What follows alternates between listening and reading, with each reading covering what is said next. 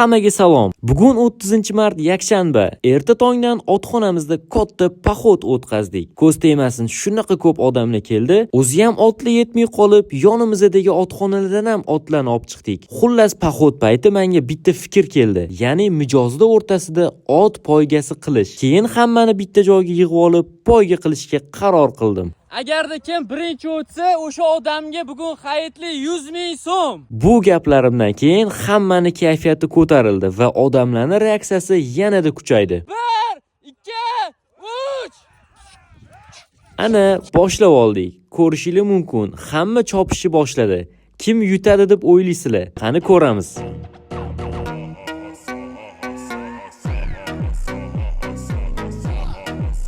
Xullas, birinchi o'ringa Ivan laqabli ot ustidagi chavandozimiz Shodmonbekka ega bo'ldilar. Hammaga rahmat. Keyingi poxodda sizlarni ham kutib qolamiz.